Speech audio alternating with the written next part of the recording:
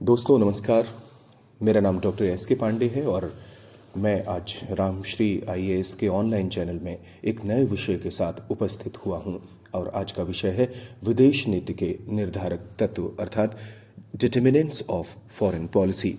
दोस्तों, आप लोग अक्सर सुनते होंगे नेहरू की विदेश नीति, इंदिरा गांधी की विदेश नीति, मोदी की विदेश नीति और अमेरिका में कैनेडी की विदेश नीति या फिर ट्रंप की नीति। आपको नहीं लगता कि विदेश नीति तो देश की होती है, तो फिर यहाँ इन्हें पहचान प्रधानमंत्री या राष्ट्रपति से क्यों मिलती है? इसके अलावा आप यह भी सुनते होंगे कि शीत युद्ध के दौर की विदेश नीति, उदारीकरण के बाद की भारत की विदेश नीति। आप यह भी पढ़ते होंगे कि लुक ईस्ट पॉलिसी या फिर एक्ट ईस्ट पॉलिसी क्या है। इन सब बातों से साफ जाहिर होता है कि विदेश नीति एक समान नहीं होती, इसमें बदलाव आता रहता है। कभी ये देश में नेताओं के बदलने पर प्रभावित होती है, तो कभी दुनिया में होने वाली कोई घटना भी इस पर अपना प्रभाव जरूर डालती है। अलग अलग देशों की अलग अलग विदेश नीतियां भी होती हैं। मसलन उत्तर और दक्षिण कोरिया नाम से एक जैसे प्रतीत होते हैं, किंतु दोनों की विदेश नीतियां अलग अलग रही हैं। कभी हम नेहरू की आदर्शवादी नीति की चर्चा करते हैं, तो कभी इंदिरा गांधी की यथार्थवादी नीति की। इस समय प्रधानमंत्री मोदी की सक्रिय विदेश नीति की बड़ी चर्चा है। तो आज हम अपने इस पॉडकास्ट में जानेंगे कि आखिर वे कौन सी बातें हैं जो किसी भी देश की विदेश नीति तय करने में अहम भूमिका निभाती हैं। जब विदेश नीति परिवर्तित होती है तो इस दिशा में अनेक तत्व कार्य कर रहे होते हैं। तो दोस्तों, आज हम इन्हीं अनेक निर्धारक तत्वों पर बात करेंगे जो कि किसी भी देश की विदेश नीति का मुख्य आधार होते हैं। ये जानना बेहद ज़रूरी है कि वे कौन से एलिमेंट्स होते हैं जो विदेश नीति की दिशा और दशा तय करते हैं। लेकिन इससे पहले हम उन तत्वों पर विस्तार से मंथन करें। आइए कुछ बातों पर गौर करते हैं। जब अमेरिका के न्यूयॉर्क स्थित वर्ल्ड ट्रेड सेंटर पर हमला हुआ, तो जवाब में अमेरिका ने आतंकवाद के विरुद्ध विश्वव्यापी अभियान छेड़ दिया था। आपको तत्कालीन राष्ट्रपति जॉर्ज बुश का वो बयान बताता हूं जिससे अमेरिकी मंशा जाहिर होती है। बुश ने कहा था, उन्हीं के शब्दों में, the attack took place on American soil but it was an attack on the heart and soul of the civilised world. And the world has come together to fight a new and different war, the first, and we hope, the only one of the 21st century. A war against all those who seek to export terror, and a war against those governments that support or shelter them. So these are the words of President George W. Bush at the time of the demolition of World Trade Center. US department of state की एक report global war on terrorism first 100 days की पहली ही line कहती है कि यह हमला America की ज़मीन पर ज़रूर हुआ है, पर दरअसल ये पूरे के पूरे सभ्य संसार पर हमला है। मतलब अमेरिका पर हमला, पूरी दुनिया पर हमला है। अभी जो मैंने अंग्रेज़ी में जॉर्ज बुश के द्वारा कही गई जो बात है उसको दोहराया और यूएस डिपार्टमेंट ऑफ स्टेट की रिपोर्ट की पहली लाइन पर जो गौर किया, जिक्र किया, उससे एक बात स्पष्ट है कि अमेरिका ने कहा था उस समय कि अमेरिका पर हमला पूरी दुनिया पर हमला है। अगर अमेरिका पर हमला हुआ है तो यह पूरी दुनिया पर हमला कैसे हो सकता है? लेकिन अगर भारत की संसद या उसकी राजधानी पर हमला हो तो यह सिर्फ उसका ही मामला क्यों है?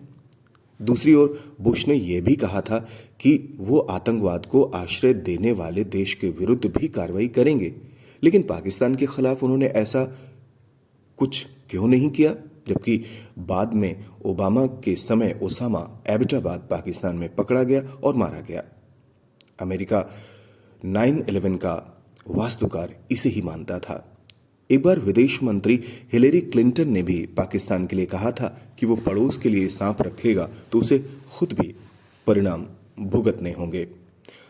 हाल ही में विदेश मंत्री एस जयशंकर ने भी संयुक्त राष्ट्र संघ में क्लिंटन की इसी बात को दोहराया भी था और कहा था कि पाकिस्तान टेररिज्म का दुनिया में एपिसेंटर है। क्या कोई साधारण देश अपने ऊपर किए गए हमले को दुनिया पर हुआ हमला कह सकता है? यूक्रेन, या क्या ये कह सकता है कि रूस ने उस पर ही नहीं बल्कि सारी दुनिया पर युद्ध थोपा है?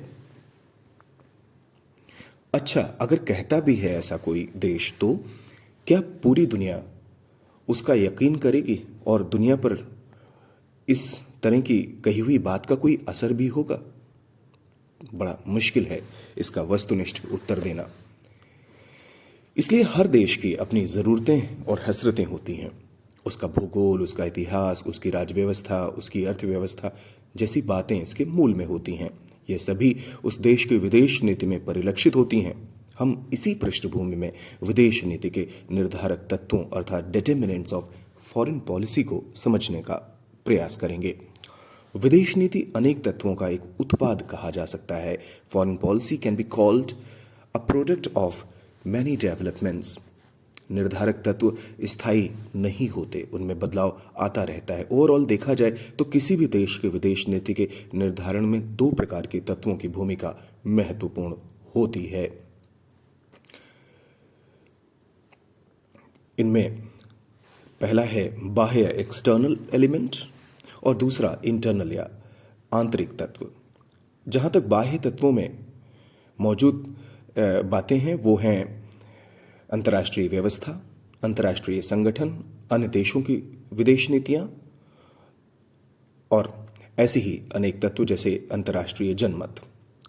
जबकि आंतरिक तत्वों में या इंटरनल एलिमेंट्स में हम इतिहास, भूगोल, व्यक्तिगत क्षमता, संस्कृति, जनमत से यहाँ तात्पर्य देश विशेष का जनमत, विचारधारा और राज्य व्यवस्था को शामिल करते हैं।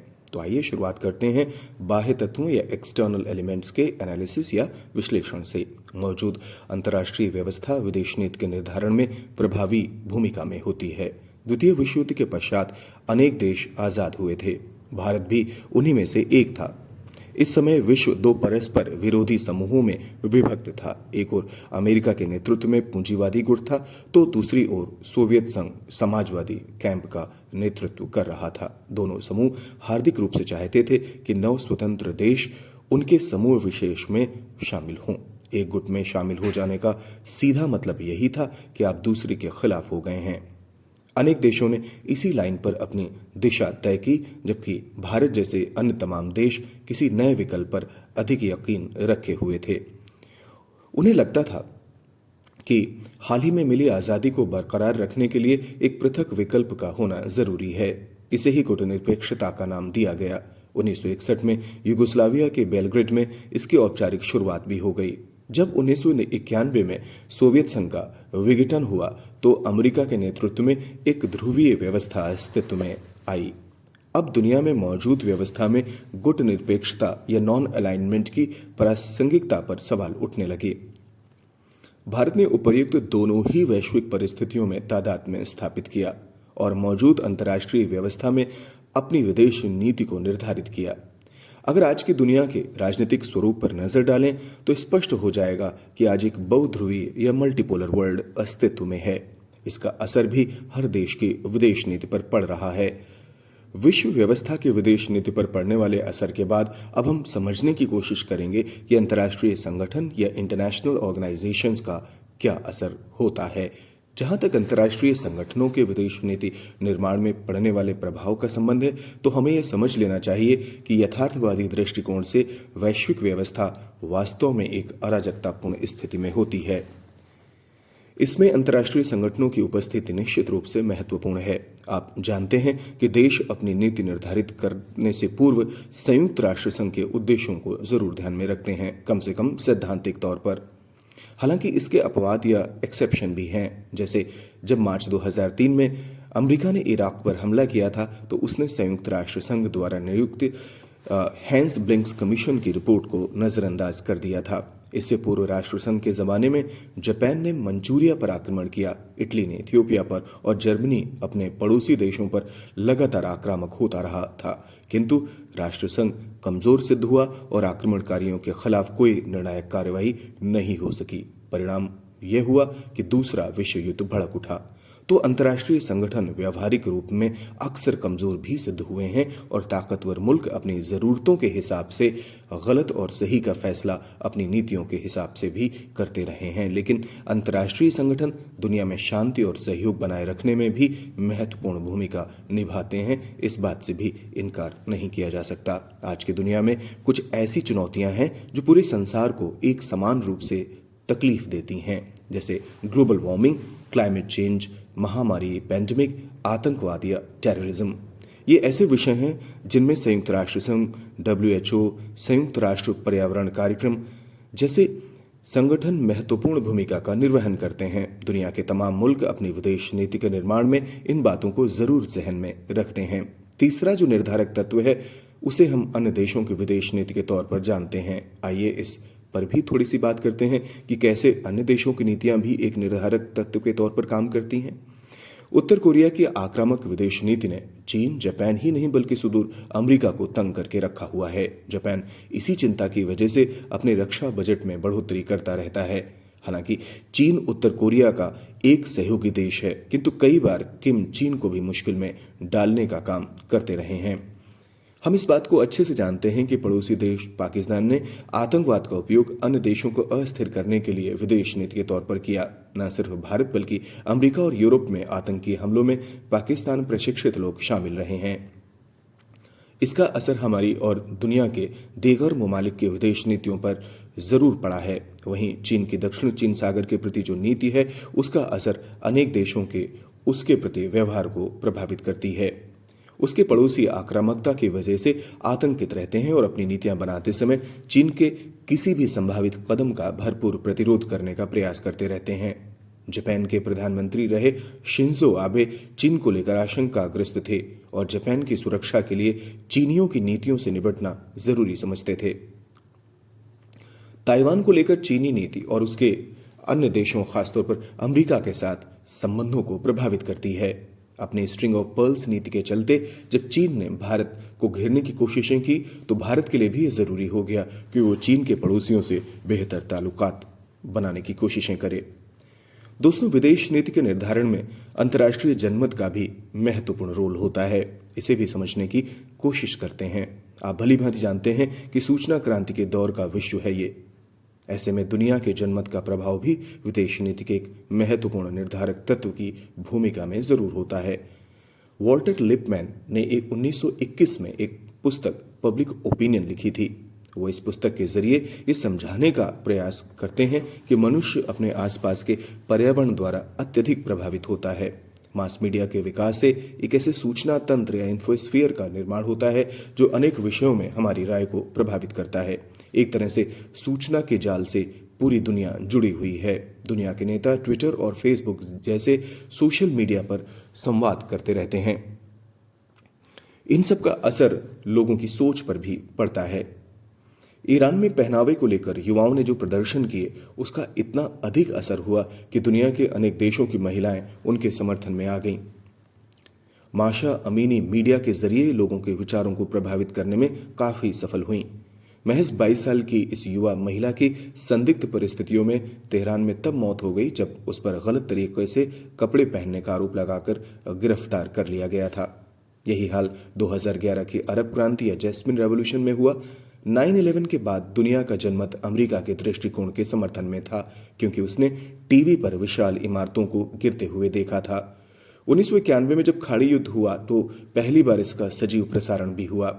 ये वो साल था जब दुनिया में केबल टीवी की शुरुआत ही हुई थी। अमेरिका चाहता था कि हाल ही में शुरू हुए केबल टेलीविजन के जरिए दुनिया के जनमत को उसके पक्ष में मोड़ा जाए। रूस यूक्रेन युद्ध मीडिया पर भी लड़ा जा रहा है। इसमें दोनों पक्ष विश्व जनमत को अपने हिसाब से प्रभावित करने की कोशिशें करते हुए देखे जा सकते हैं। ओसामा बिन लादेन के पाकिस्तान में पाए जाने के बाद जनमत के दबाव के चलते अमेरिका की पाकिस्तान नीति में गंभीर परिवर्तन आया।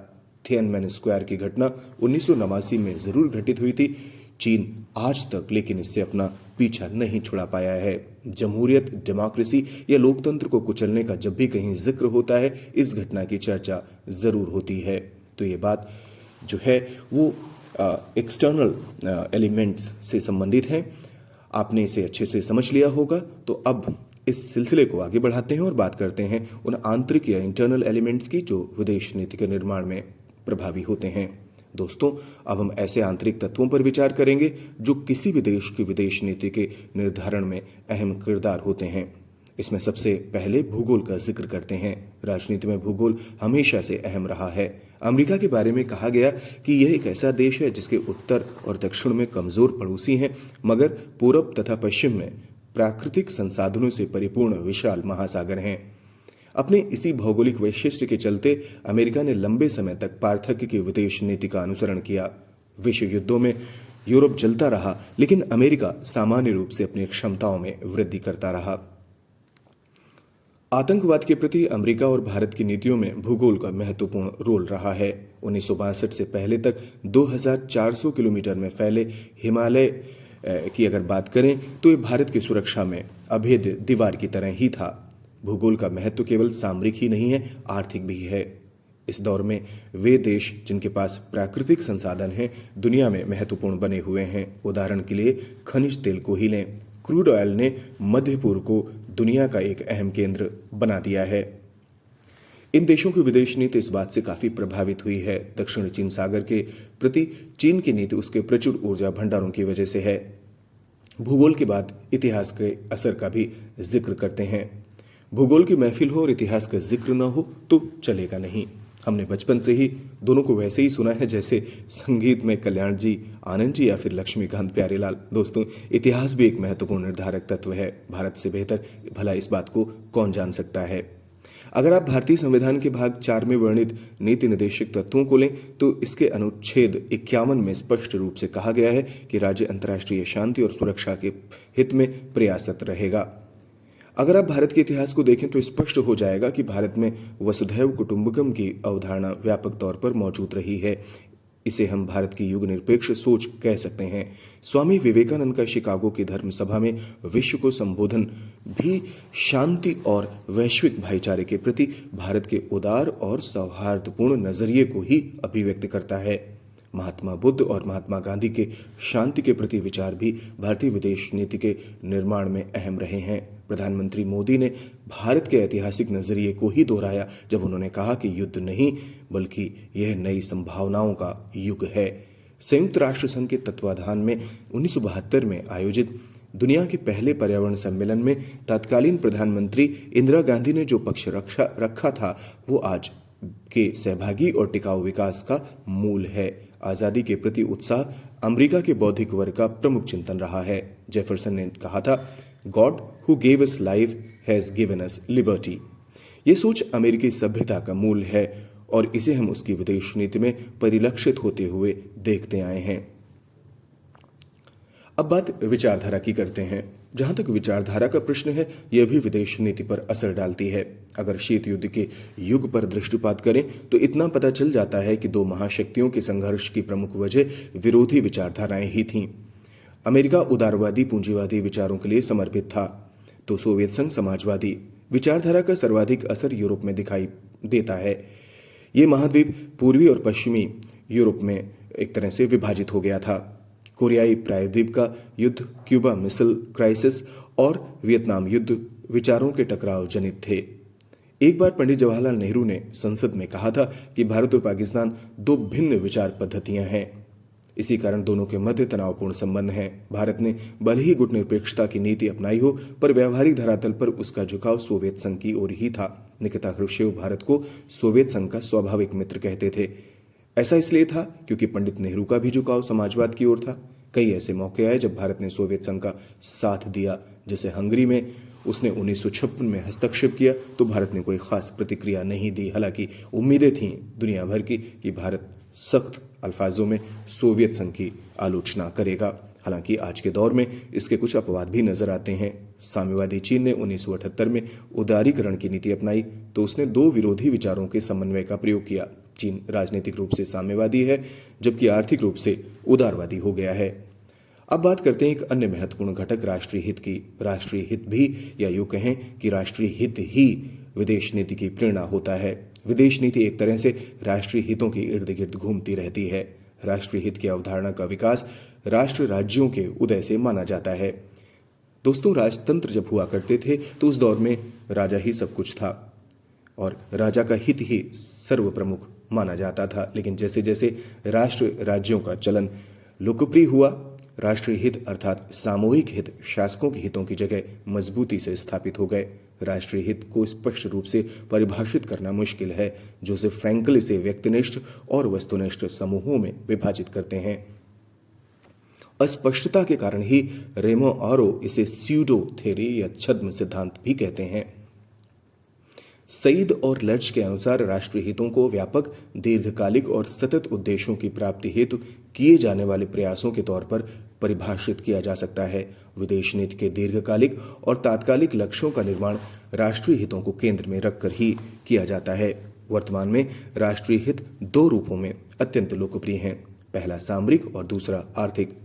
सामरिक हित सीधे सुरक्षा से जुड़े होते हैं, इस कारण प्रत्येक देश इन्हें प्राथमिकता देता है। पब्लिक ओपिनियन जैसी महत्वपूर्ण पुस्तक के लेखक वॉल्टर लिपमैन मानते हैं कि कोई भी देश केवल तभी तक सुरक्षित है जब तक उसे अपने आधारभूत मूल्यों के नष्ट होने का खतरा नहीं है, और अगर ऐसी कोई चुनौती पेश की जाए तो वो भरपूर जवाब देने में सक्षम है। देश अपनी सुरक्षा के लिए भारी भरकम रकम खर्च करते हैं, लेकिन इसका एक दूसरा पक्ष भी है, वो ये कि अपनी सुरक्षा की आड़ में वे दूसरे देशों के लिए भी मुसीबतें खड़ी करते रहते हैं। चीन अपनी संप्रभुता की व्याख्या इतने अस्पष्ट तरीके से करता है कि वो अपने पड़ोसियों के लिए मुश्किलें खड़ी कर देता है। अगर आप देखें तो चीन ने सुरक्षा की आड़ में बेशुमार ताकत अर्जित की। अब वो उसका इस्तेमाल आक्रामकता को प्रदर्शित करने के लिए अधिक करता है। नेपोलियन बोनापार्ट ने चीन को लेकर सच ही कहा था कि वहां एक दैत्य सो रहा है, जब वो जागेगा तो दुनिया को हिलाकर रख देगा। ये अर्धयुग है। शीत युद्ध के दौर में विचारधारा और भू राजनीति महत्वपूर्ण थे, लेकिन आज आर्थिक कारक अधिक महत्वपूर्ण हो चले हैं। दुनिया में आर्थिक क्षमता वाले देशों की संख्या में वृद्धि हो रही है और देश सभी बातों के ऊपर आर्थिक हितों को रखने लगे हैं। संयुक्त अरब अमीरात में बसे भारतीय जितना पैसा भारत भेजते हैं उतनी पाकिस्तान की कुल जीडीपी है। पाकिस्तान के मुकाबले सऊदी अरब से भारत का व्यापार 4 गुना अधिक है। भारत के साथ मतभेद होने के बावजूद भारत से चीन का व्यापार लगातार बढ़ता रहा है। सैन्य के बजाय व्यापार युद्ध अधिक चर्चा में रहते हैं। इसका असर दुनिया की राजनीति पर भी हुआ है। जिन आधारों पर पाकिस्तान दुनिया भर को, खासतौर पर मध्य पूर्व के देशों पर अपना प्रभाव जमाने की कोशिश करता था और उन्हें समझाता था, वे अब अप्रासंगिक हो गए हैं, खासतौर पर धार्मिक आधार। पाकिस्तान की बात ये देश सुनते तक नहीं।